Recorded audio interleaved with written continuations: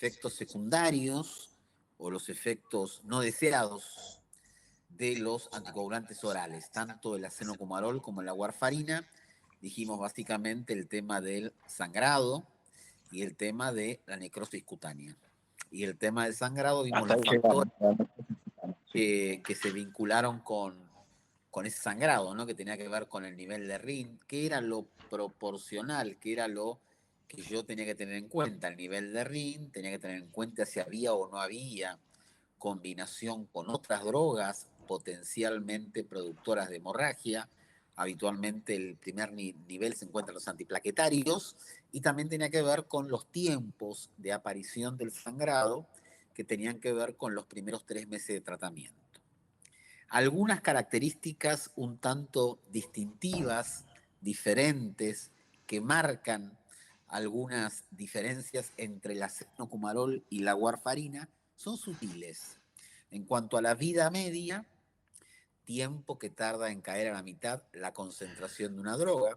En cuanto al efecto máximo, cuando uno utiliza el acenocumarol o la warfarina, y en cuanto a la duración del efecto, que tiene más que ver que cómo suspendo yo acenocumarol, cómo suspendo yo warfarina, en el caso de querer eliminar este efecto anticoagulante para algún procedimiento, para alguna intervención.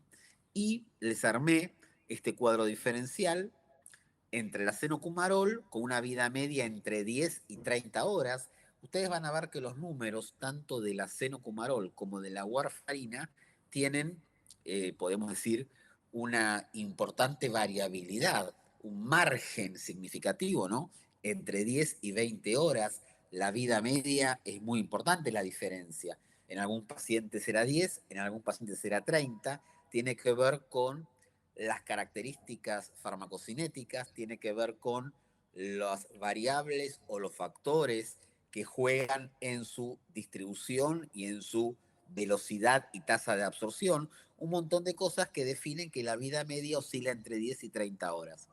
El efecto máximo, cuando yo indico acenocumarol, es entre 48 y 72 horas. Nosotros habitualmente vemos un poco más allá, el efecto máximo, más allá del tercer día, y la duración del efecto es entre 3 y 4 días. Esto nos diría a nosotros que suspendiendo 4 días la medicación, el paciente estaría en condiciones de una intervención, algo invasivo, etcétera, etcétera, etcétera.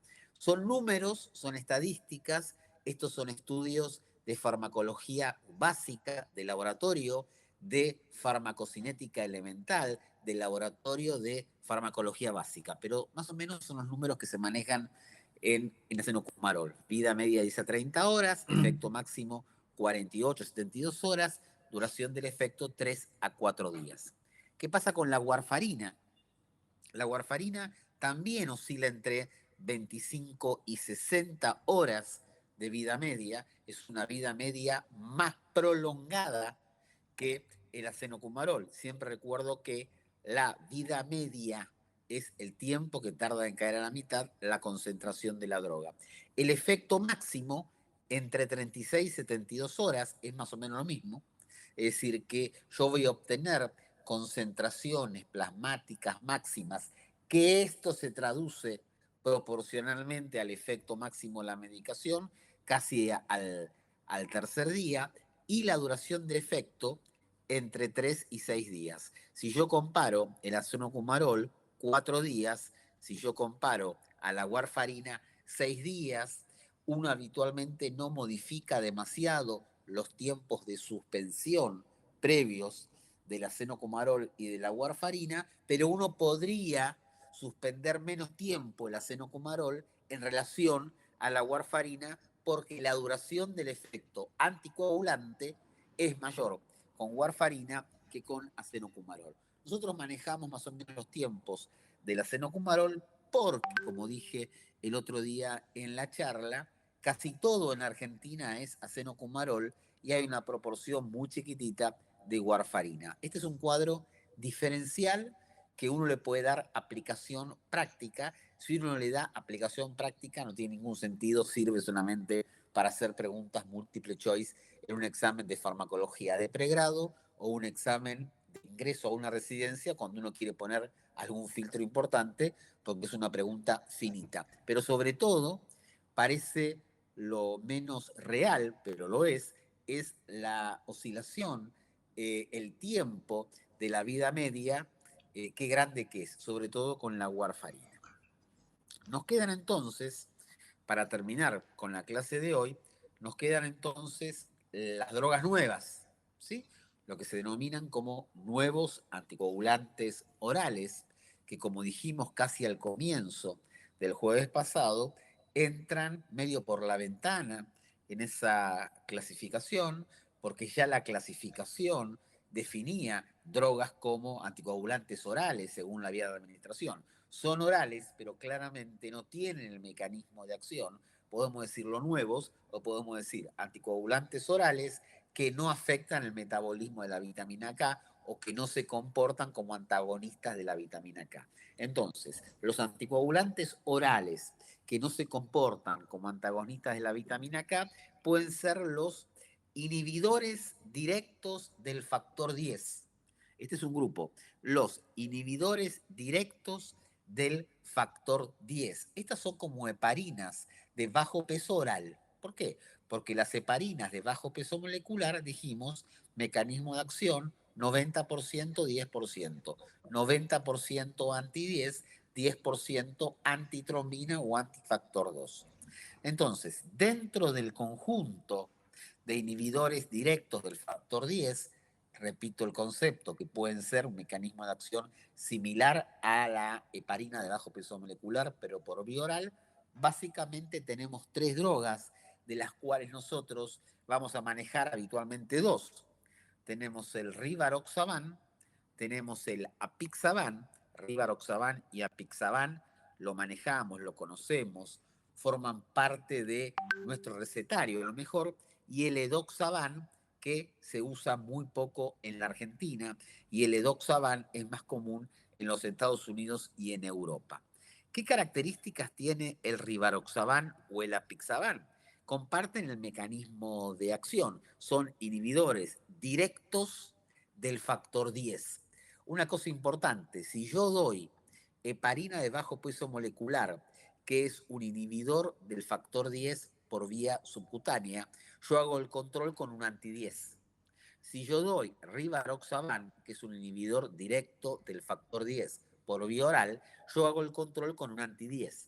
Lo que es diferente es el reactivo que utiliza el laboratorio, creo que esto se lo comenté la clase pasada, es el reactivo que utiliza el laboratorio para poder detectar niveles de Rivaroxaban, niveles de Apixaban o niveles de enoxaparina. Características más puntuales y características más propias del Rivaroxaban. El nombre Xarelto, ese más conocido como molécula original. El Rivaroxaban es un inhibidor selectivo, es un inhibidor potente del factor 10 activado. El mecanismo es básicamente antagonismo competitivo.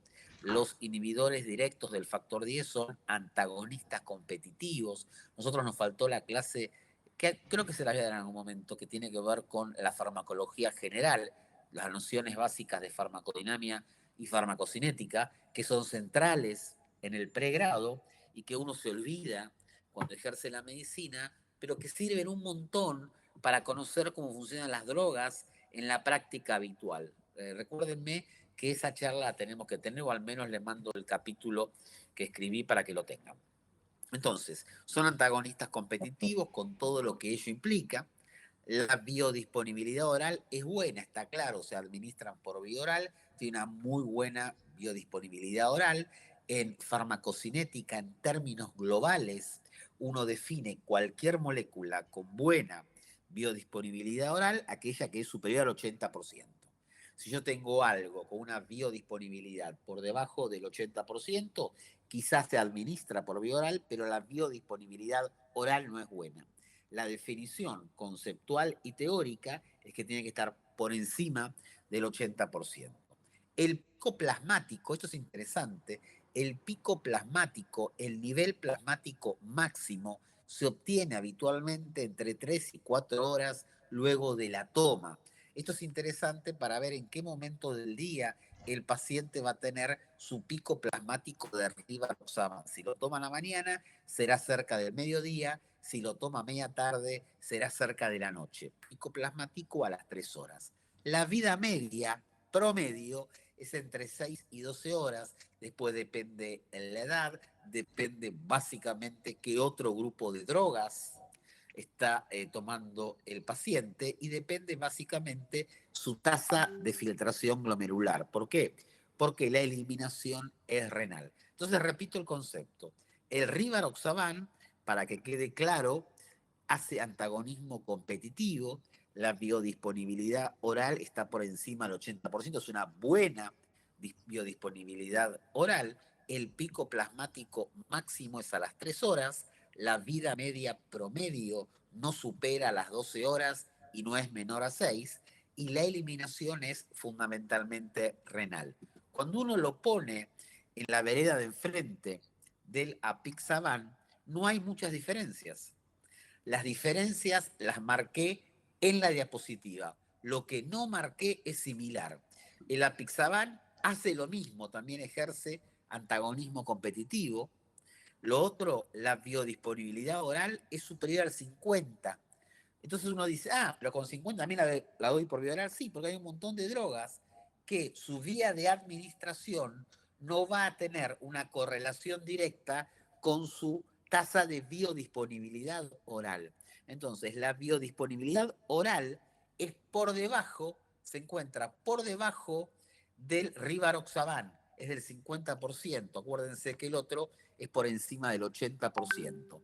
Y la vida media se corre un poco más, entre 8 a 15 horas. Fuera de estas dos características, voy a volver a la diapositiva pasada, fuera de estas dos características, donde la biodisponibilidad oral es claramente menor que el rivaroxaban porque tiene 50%, y la vida media se corre un poco para arriba porque es entre 8 y 15 horas, el resto de las características del rivaroxaban se repiten en el apixaban.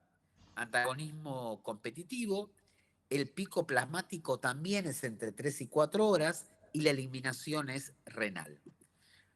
Bastante en la vereda de enfrente, porque se parece por el nombre, pero claramente no es un inhibidor directo del factor 10, tenemos al dabigatran. El dabigatran también es un nuevo anticoagulante oral, no es como la cenocomarol o como la warfarina, claramente porque no es un antagonista de la vitamina K, pero tampoco es como el rivaroxaban o el apixaban, porque no es un inhibidor directo por antagonismo competitivo del factor 10.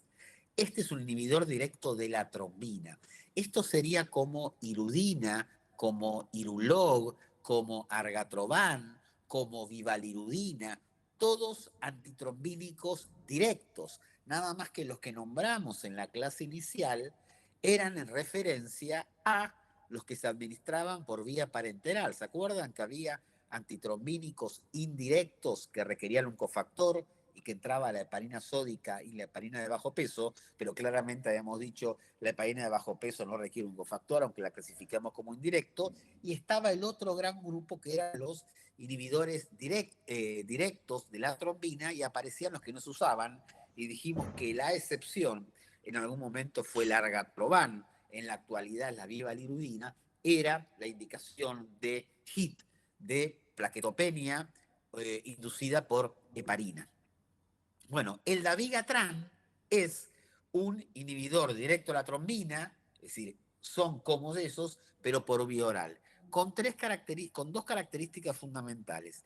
Uno que tiene un clearance renal muy importante y quizás es de los que tenemos que tener más cuidado para la eliminación renal porque afecta mucho una caída de filtrado. Cuando uno administra el dabigatran, tiene que tener mucho cuidado con el clearance de creatinina del paciente. El otro punto es la vida media, que si bien es de 12 horas, si bien la vida media es de 12 horas y se parece bastante a la vida media del rivaroxaban, el dabigatran, si yo lo doy una vez por día,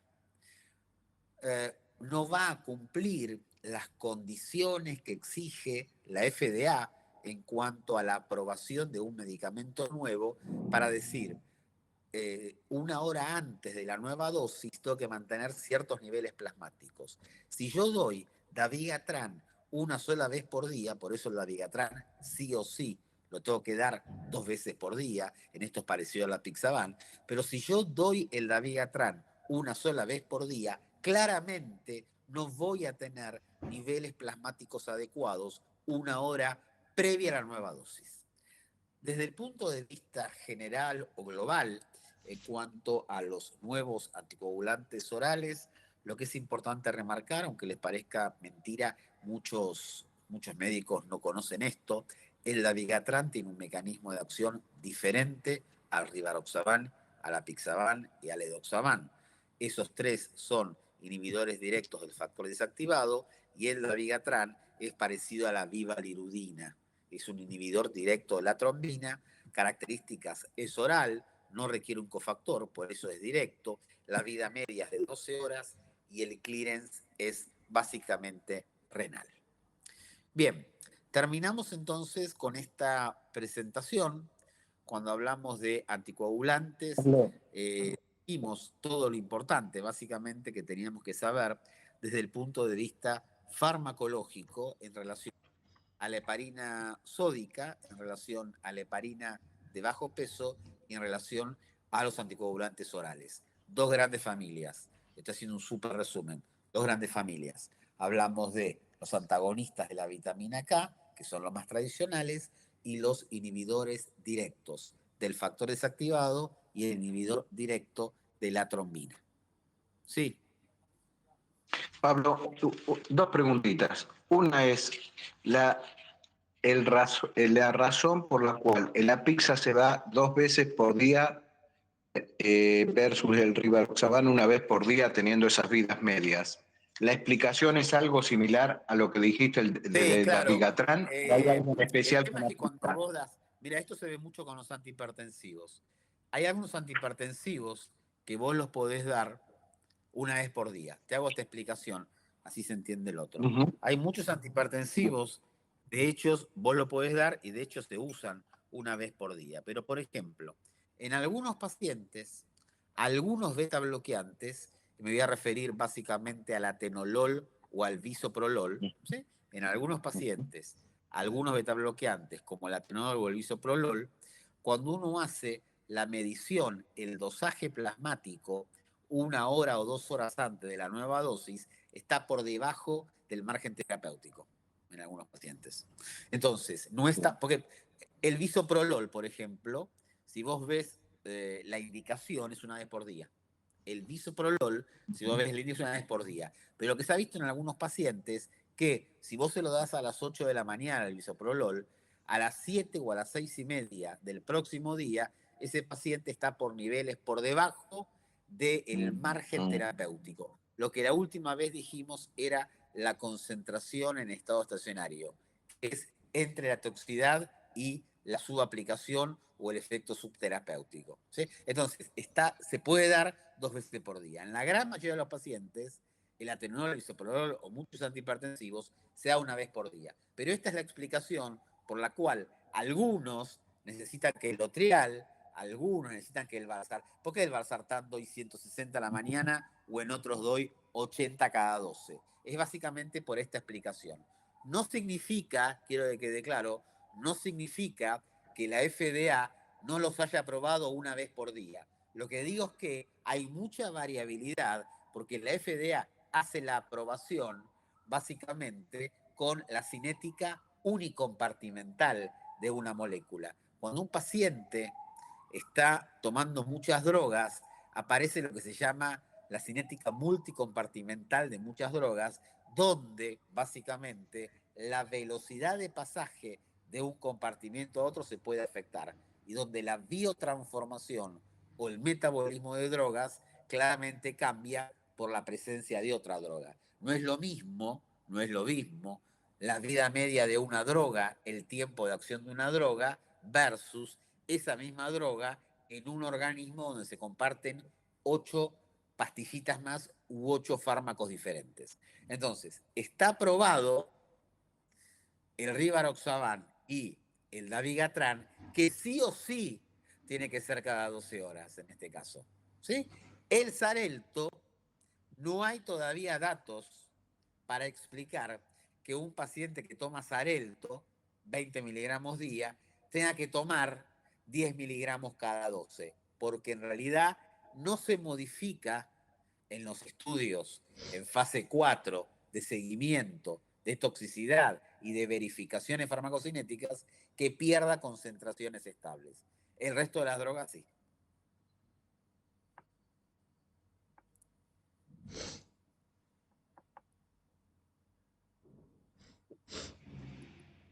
Bueno, vamos a iniciar el tema de antidiabéticos. ¿Te quedó claro o más o menos?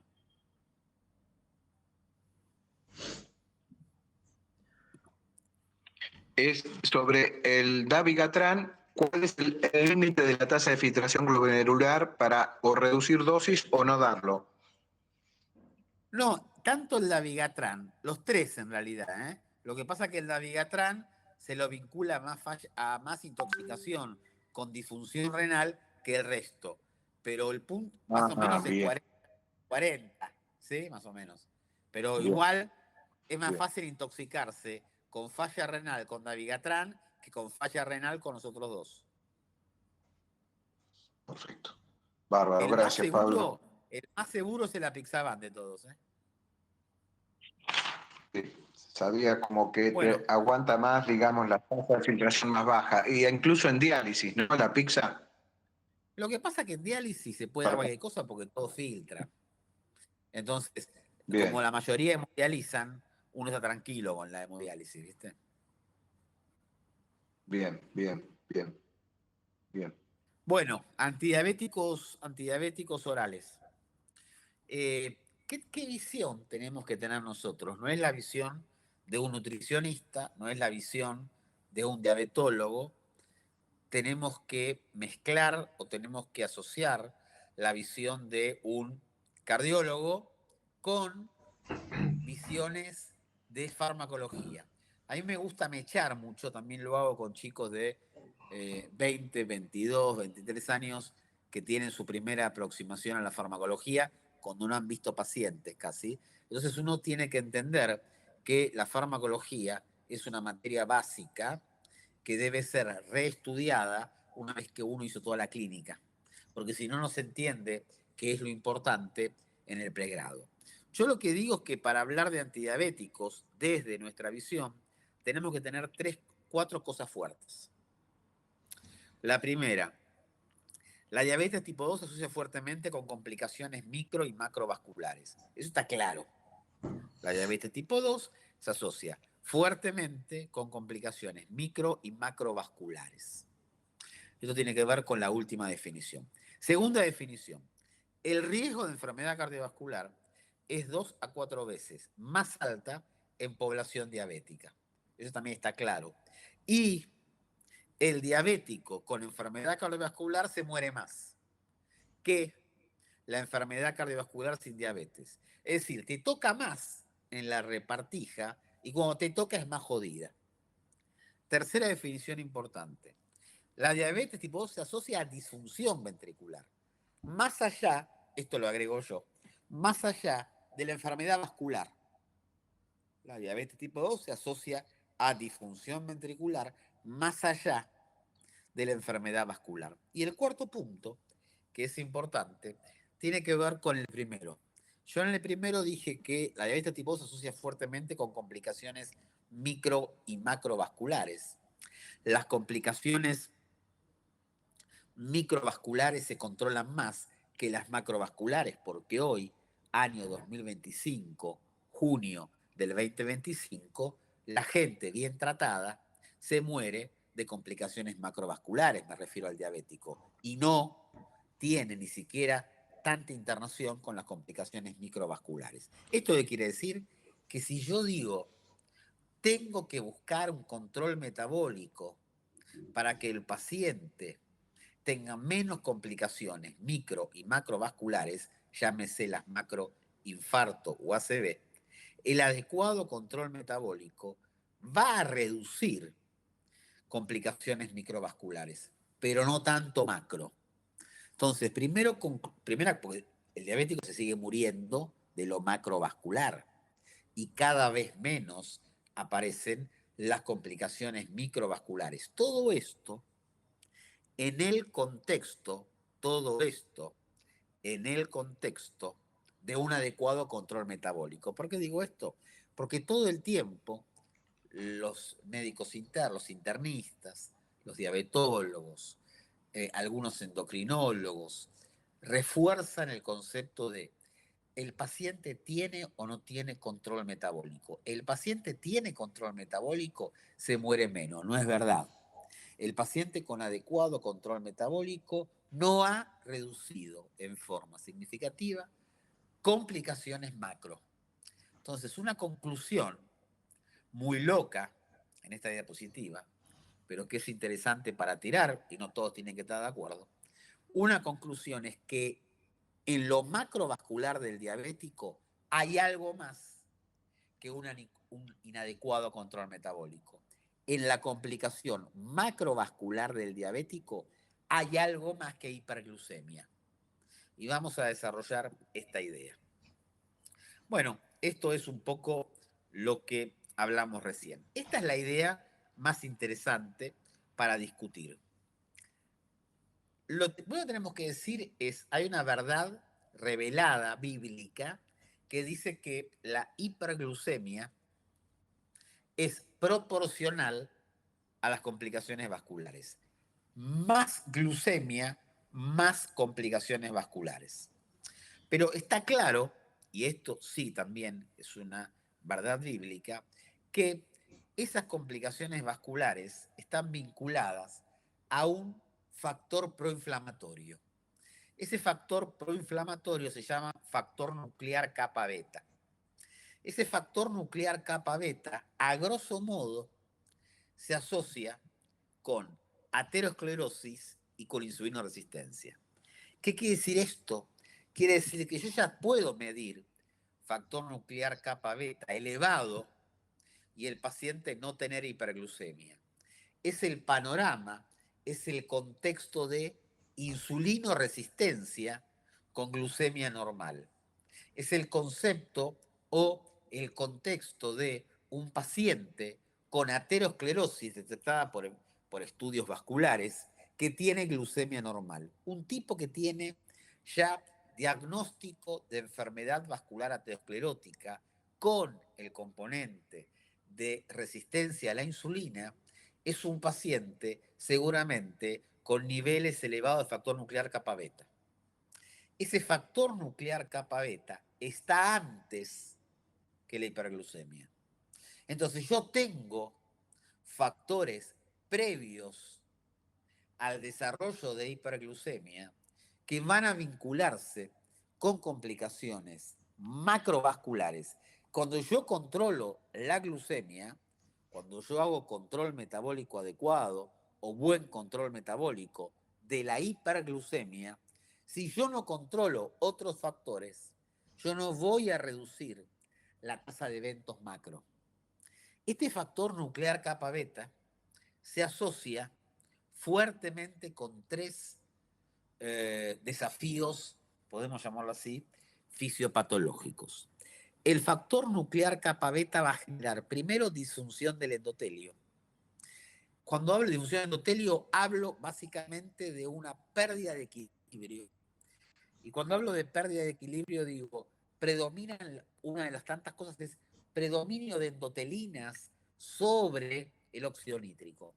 Entonces, tiendo a la vasoconstricción, tiendo a la agregación plaquetaria, pierdo capacidad vasodilatadora, pierdo acciones antiinflamatorias del óxido nítrico, por ejemplo. Entonces, si yo tengo factor nuclear kappa beta, tengo disfunción del endotelio. Si yo tengo factor nuclear kappa beta elevado, tengo transmigración de monocitos, el famoso término de transmigración monocitaria.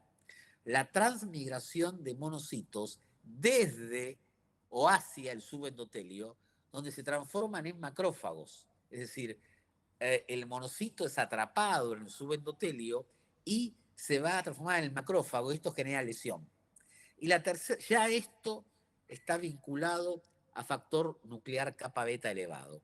Y el tercer punto importante es la proliferación celular del músculo liso vascular. Entonces, cuando yo tengo función del endotelio, transmigración de monocitos que en el subendotelio se transforman en macrófagos, y cuando yo tengo proliferación de células a nivel del músculo lisovascular, ya tengo un fenómeno de aterosclerosis, que en el paciente diabético suele ser un poco más acelerado.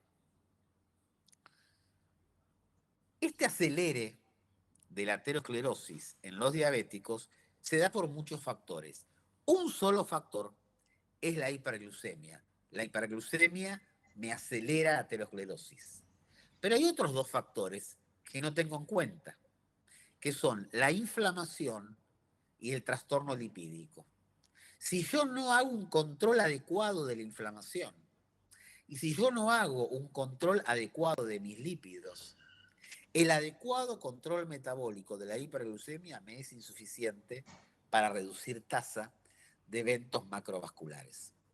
El infarto, el ACV, todo lo que es macro, es más multifactorial, habla más de un componente inflamatorio. Es cierto que la diabetes es una enfermedad inflamatoria, pero hay un montón de neuromediadores o neurohormonas, de sustancias que generan vasoconstricción, que generan agregación, que generan alteración de la cascada de coagulación, más allá del fenómeno de la hiperglucemia. Entonces yo para tratar, porque esta es una clase,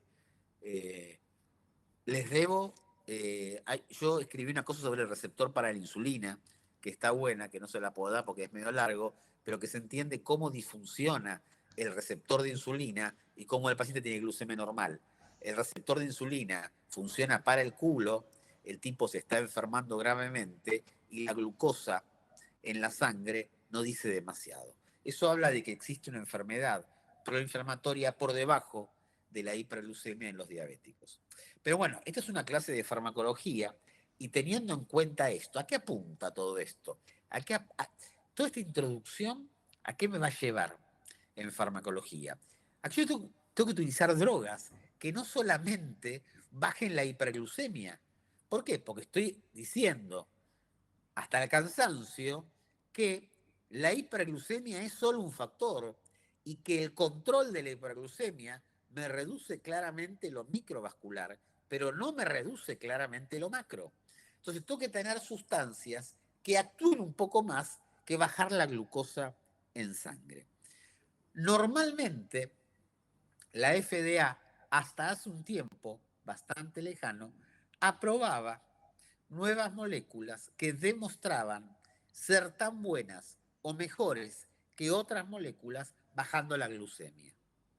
Hoy en día, esa condición no es suficiente. Sí es clave, pero no es suficiente.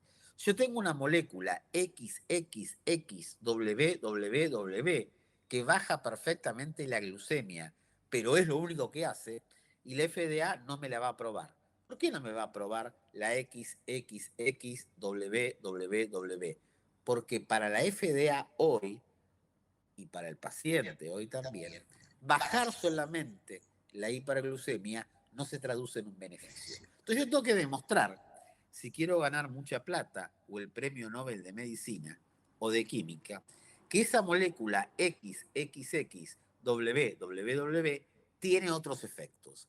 Esos otros efectos que incluyen bajar la glucemia, esos efectos globalmente me tienen que dar algo. La palabra clave se llama cardioprotección. Si las moléculas nuevas no son cardioprotectoras, la FDA no me aprueba un nuevo antidiabético oral, aunque baje perfectamente la glucosa. Yo ya tengo en el mercado un grupo de drogas que bajan perfectamente la glucosa, que fueron aprobadas con esa única característica, porque en ese momento no se exigía la palabra clave que es cardioprotección.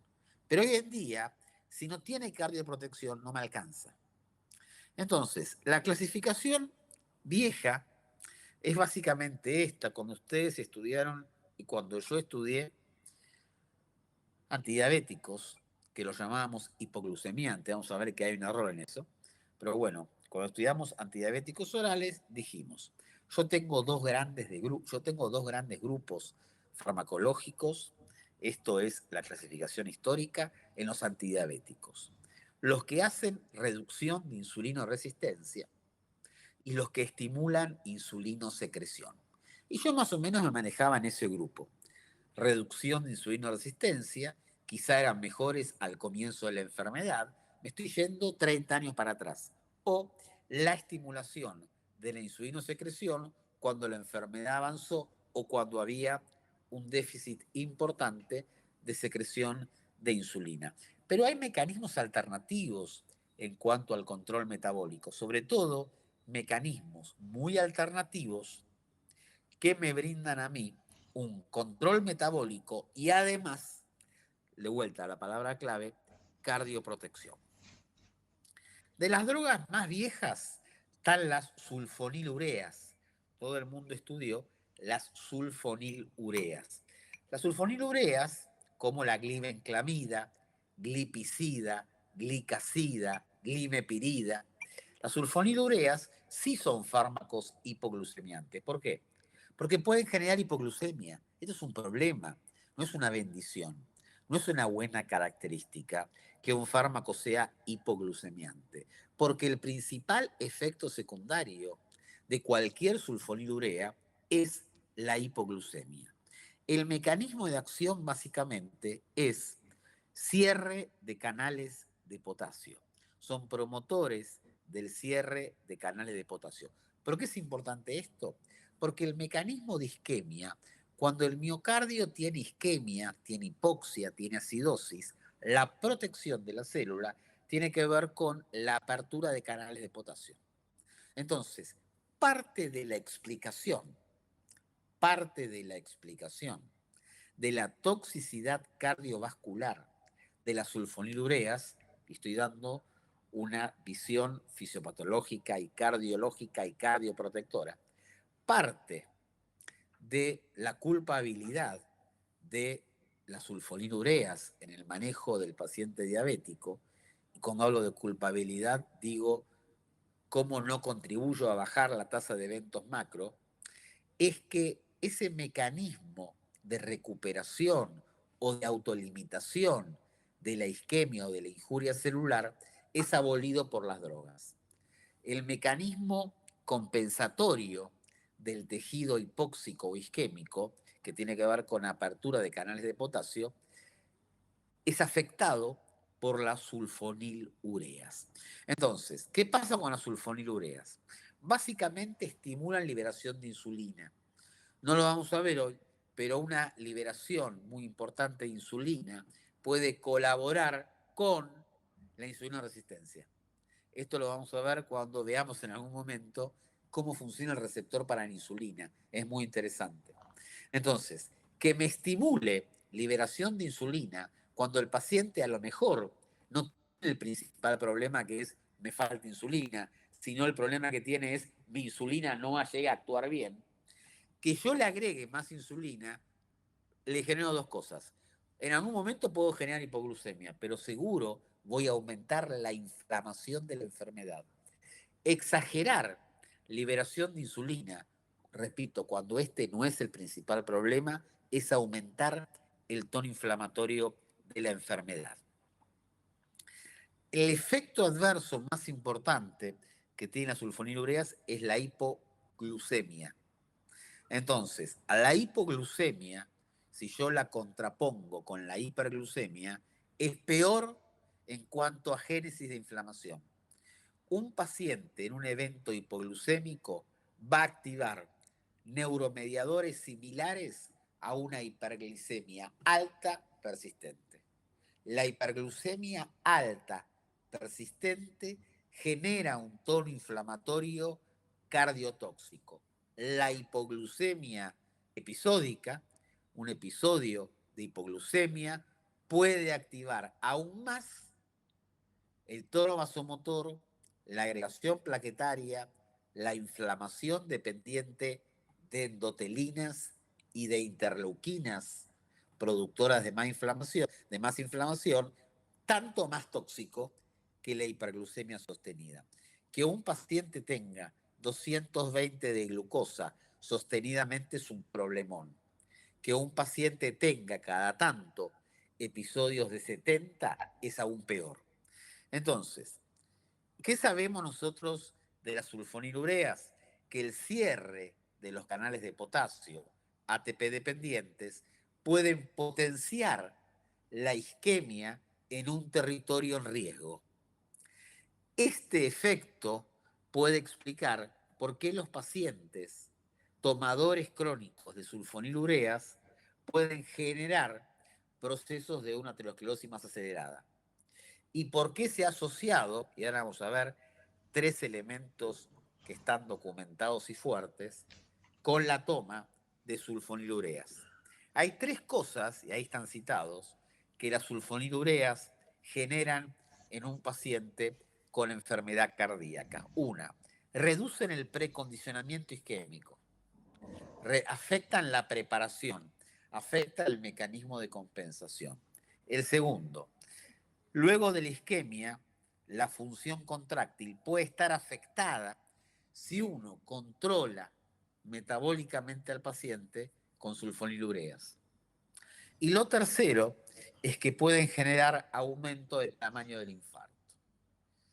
Ahí puse las citas, que es interesante si lo quieren buscar en revistas importantes de cardiología. Es decir, hay 3 elementos que me están diciendo, cuidado, puede convertirse un paciente en un paciente coronario más severo, cuidado, puedo generar insuficiencia cardíaca si genero reducción de la contractilidad y si genero aumento del tamaño del infarto. ¿Cuál es la conclusión desde nuestra visión de cardiología? Si un paciente tiene disfunción ventricular, si un paciente tiene enfermedad coronaria, si un paciente está revascularizado, es decir, tuvo enfermedad coronaria y está revascularizado con puentes o con dispositivos intravasculares, las sulfonilureas tienen cierta contraindicación. Muchos diabetólogos que hacen internación y que ven pacientes con cardiopatía coronaria cardiopatía estructural en cuanto a una función sistólica afectada, no indican sulfonilureas. Esto se contrapone con la realidad. ¿Y cuál es la realidad? La realidad es que las sulfonilureas, desde la glimenclamida, la más vieja, hasta la glipizida, la más moderna quizás, son las drogas que más se indican. En todos los congresos de cardiología metabólica, de metabolismo, de diabetología, de medicina interna, todos proclaman, se embanderan atrás de la idea de no sulfonilureas en el paciente con enfermedad coronaria, no sulfonilureas en el paciente con insuficiencia cardíaca. Y después, las cifras demuestran lo contrario. Hay determinadas obras, el PAMI aprueba básicamente sulfonilureas para el manejo de muchos viejitos diabéticos con cardiopatía estructural. Entonces, lo que pasa en la vida real muchas veces se enfrentan a lo que está indicado desde la fisiología, la fisiopatología y las nociones de farmacodinamia y farmacocinética. Hoy, sulfonilureas no hubiesen sido aprobadas por FDA porque no solamente no generan, no son neutras en cuanto a la protección cardiovascular, sino que generan daño cardiovascular. Enfrente, una droga también antigua es la metformina. La metformina no es un hipoglucemiante. La metformina es un antihiperglucemiante, que no es lo mismo. Esto me quiere decir a mí, en la práctica, que la metformina tiene mucha menor tasa de hipoglucemia, y esto quiere decir menos tono inflamatorio como efecto secundario, que cualquier sulfonilurea. Después la metformina tendrá sus problemas de indicación, sus problemas de intolerancia y sus características o propiedades particulares. Pero claramente el evento hipoglucemia es poco frecuente, salvo que se indique más, que se dosifique en forma inadecuada o que se asocie mal. El mecanismo íntimo de acción tiene que ver con la disminución de la producción hepática de glucosa. La metformina claramente trabaja sobre la insulinoresistencia, no estimula la liberación de insulina. Más allá de este mecanismo de acción, la metformina tiene una acción cardioprotectora. La metformina está indicada antes de la diabetes en el fenómeno de prediabetes o de insulinoresistencia disparada. Básicamente, primero porque es segura en cuanto, si yo tengo insulinoresistencia y yo indico o yo tomo, porque tengo insulinoresistencia, metformina, claramente no voy a hacer hipoglucemia. Por este mecanismo que hablé, hay mucha gente que toma metformina en la prediabetes que si el mecanismo fuese similar a sulfonilureas, estarían desmayados por el piso. Claramente la metformina funciona en la prediabetes porque tiene otros efectos, más allá de la disminución de la producción hepática de glucosa, pero sobre todo funciona sin toxicidad. La toxicidad de la metformina tiene mucho que ver con el tema digestivo. La intolerancia de la metformina tiene mucho más que ver con el tema digestivo. Hay dos cosas importantes que se están estudiando con la metformina. Uno, básicamente, que puede aumentar el colesterol HDL.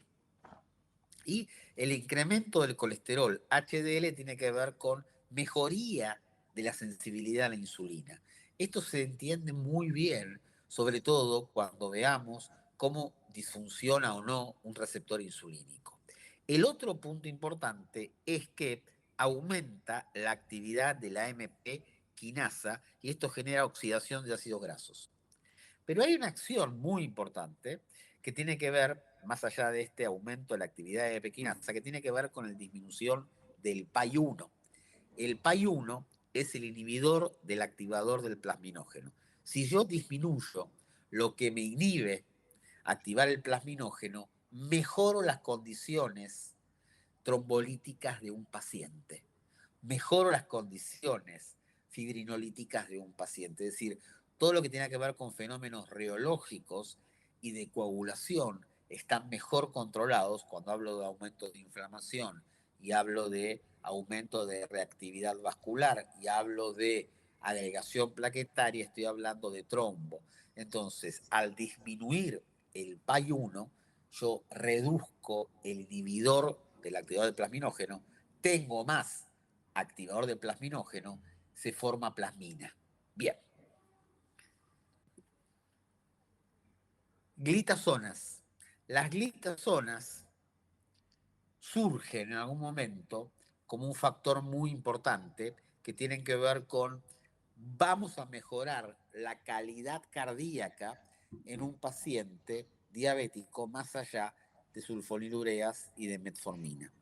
Las glitazonas, como la rosiglitazona o la pioglitazona, cuando surgen hace bastante tiempo, surgen con un mecanismo de acción bastante original, son agonistas de factores de transcripción PPAR gamma. El mecanismo íntimo de acción tiene que ver con mejorar la captación de glucosa por el músculo esquelético. Hay una cosa importante que hablan de reducción de triglicéridos. Es importante, vieron que en el diabético el trastorno lipídico más vinculado a la enfermedad diabetes es mucho triglicérido y poco HDL, sin cambiar demasiado, sin afectación significativa de los niveles plasmáticos de LDL y colesterol. Igual el LDL, por más que tenga cifras más normales en el diabético, se oxida más. Entonces, para mí es más importante LL oxidado que el LDL en cuanto a cantidad. Es más importante la calidad del LDL en cuanto al fenómeno aterosclerótico que la cantidad de LDL. Pero de todas maneras, las glitazonas surgen con esto y bajan los triglicéridos porque son un mecanismo de acción parecido a los fibratos. Pero bueno, ¿pero qué pasó? No pareció todo esto en la práctica con la rosiglitazona parece que hubo ensayos clínicos donde mostraron que había mayor tasa de infartos en pacientes que recibían rosiglitazona. Se dijo que el LDL colesterol podía incrementarse, que había un disturbio, una alteración en el metabolismo de los lípidos con rosiglitazona y más eventos coronarios. Entonces, en el paciente con enfermedad cardíaca, en el paciente con evidencia o sospecha fuerte de obstrucción coronaria, y en los diabéticos esto es muy frecuente, la rosiglitazona no va más. ¿Y qué pasó con la pioglitazona? Bueno, en algunos pacientes empezaron a tener insuficiencia cardíaca, hubo mayor evento de insuficiencia cardíaca con un incremento del LEC, con más edemas, y estos pacientes también surgen apartados un poco de las glitazonas, lo que al principio parecían aportar que era cardioprotección. ¿Y por qué parecían aportar cardioprotección? Porque venían con antecedentes de acción antiinflamatoria, más reducción de triglicéridos, más transcripción de PPR gamma, repito, mecanismo de acción muy similar a los hidratos. Bueno, todo esto se encontró con, en algunos ensayos clínicos, más eventos coronarios, en otros ensayos clínicos, mayor tasa de disfunción ventricular, y hoy en día no están fuera del mercado, pero se utilizan en pacientes sin cardiopatía estructural. Cuando protección cardiovascular, hablamos básicamente hablamos básicamente de tres grandes grupos de drogas, que son las que vamos a ver ahora. Hablamos de los agonistas GLP-1, hablamos de los inhibidores de PP4 y hablamos de los inhibidores del cotransportador sodio-glucosa tipo 2.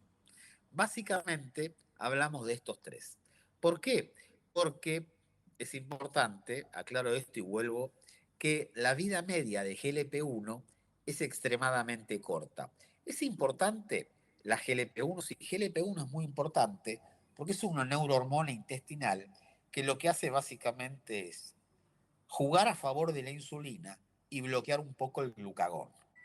Entonces, GLP-1, yo puedo potenciar GLP-1 de muchas maneras y potenciar GLP-1 de muchas maneras es igual a tener mejores niveles de insulina plasmática y peores niveles de glucagón plasmático.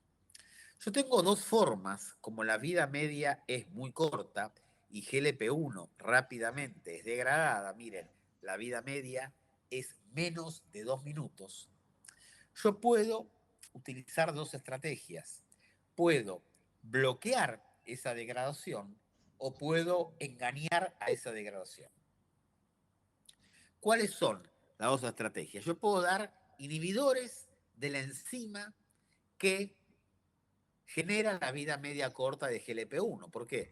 Porque la enzima DPP4, que es dipeptidilpeptidasa 4, es la que degrada GLP-1 rápidamente. GLP-1 se produce y rápidamente DPP4 en menos de 2 minutos genera destrucción. La vida media, si es de 1 a 2 minutos, más o menos tengamos en cuenta que en 6 minutos no hay más GLP-1 dando vuelta que se produjo. Entonces yo tengo dos mecanismos.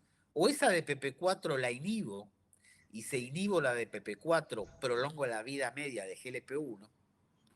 Inhibidores de PP4, sitagliptina, por ejemplo, saxagliptina, por ejemplo, o doy análogos biosintéticos GLP-1 que son resistentes a la enzima, porque la enzima no los ubica, no los interpreta, no los define y no los reconoce como GLP-1. Entonces, el liraglutide, por ejemplo, y toda su familia, es un análogo biosintético resistente a DPP4. La sitagliptina y toda su familia es un inhibidor de la enzima. Los dos esquemas terapéuticos, las dos estrategias, apuntan básicamente a tener más GLP-1 dando vuelta. Porque GLP-1, más allá de lo metabólico, más allá de potenciar la insulina y de bloquear o atenuar acciones metabólicas de glucagón, tiene acciones directas antiinflamatorias. Una acción muy importante de GLP-1 es que disminuye la proliferación del músculo liso vascular. Tiene una protección vascular. Es vasculoprotección lo que genera. Reducción de proliferación del músculo liso vascular. ¿Se acuerdan que dijimos que había una proliferación celular muy importante a este nivel que dependía del factor nuclear kappa beta? Yo con agonistas GLP-1 o con inhibidores de PP4 voy a bloquear en parte esa neurohormona proinflamatoria, entonces voy a proteger de la enfermedad vascular. ¿Qué pasa a nivel del endotelio? Dijimos que el factor nuclear kappa beta generaba enfermedad endotelial. ¿Y cómo es la enfermedad endotelial? Genera un desbalance. ¿Y cómo puedo ganar en ese desbalance? ¿Cómo puedo yo mejorar ese desequilibrio? Básicamente con GLP-1. Si la vida media de GLP-1 se extiende más allá de los 2 minutos, yo voy a generar un estímulo muy importante de una enzima que se llama óxido nítrico sintetasa, y esto me va a generar más óxido nítrico para luchar contra la endotelina que está favorecida por el factor nuclear kappa beta. Voy a bajar radicales libres de oxígeno y básicamente va a bajar todo el tono y las sustancias inflamatorias o proinflamatorias a nivel del endotelio. ¿Qué hago a nivel básicamente de formación de placa? Bajo una proteína que es muy importante, que es la proteína CD36. Esta proteína CD36 tiene que ver con inflamación y tiene que ver con producción macrofágica y tiene que ver con ese mecanismo, por eso lo nombré al principio, dependiente también del factor nuclear gamma beta, que era la transmigración de los monocitos en el subendotelio para formarse o convertirse en macrófagos. Es decir, yo voy a actuar más allá del control metabólico con algunas de estas dos drogas, con los agonistas GLP-1 o bien con los inhibidores de PP4, más allá del control metabólico en la cardioprotección. Finalmente, tenemos al último grupo, que tiene que ver con los inhibidores del cotransportador sodio-glucosa tipo 2. Ustedes saben que SGLT es un cotransportador que se dedica básicamente a reabsorber glucosa a nivel tubular. Pero también reabsorbe algo de sodio. Entonces, si yo bloqueo este cotransportador, voy a perder glucosa y sodio. Este es el mecanismo por el cual los inhibidores del cotransportador, dapaglifosina, empaglifosina, son útiles en pacientes con disfunción ventricular. ¿Qué tiene que ver la disfunción ventricular? Tiene que ver que los pacientes con insuficiencia cardíaca, con mal manejo del LEC, con mayor volumen de agua y sodio, van a mejorar como parte de su terapéutica anti-insuficiencia cardíaca. Una cosa muy interesante es que en los diabéticos tipo 2, hay un aumento en la expresión y en la actividad del cotransportador, es decir, hay como una upregulation de estos cotransportadores a nivel tubular. El diabético reabsorbe más glucosa a nivel tubular que el no diabético. Entonces, en el diabético tengo un efecto más fuerte porque tengo más cotransportadores para inhibir o bloquear. Si yo inhibo o bloqueo estos cotransportadores, voy a perder sodio, voy a perder agua, esto genera mejoría en pacientes con insuficiencia cardíaca, y voy también a perder glucosa. Entonces aumenta la excreción urinaria de glucosa. ¿Sí? Lo que no está claro hasta hoy en día es si hay algún cambio a nivel de la sensibilidad insulínica, porque yo creo que sí, porque yo creo que parte de la mejoría en pacientes con insuficiencia cardíaca no tiene que ver solamente con perder sodio y agua, no es solamente la mejoría del balance negativo, como si fuese la espironolactona. Nosotros ponemos a la dapaglifosina como si fuese la espironolactona.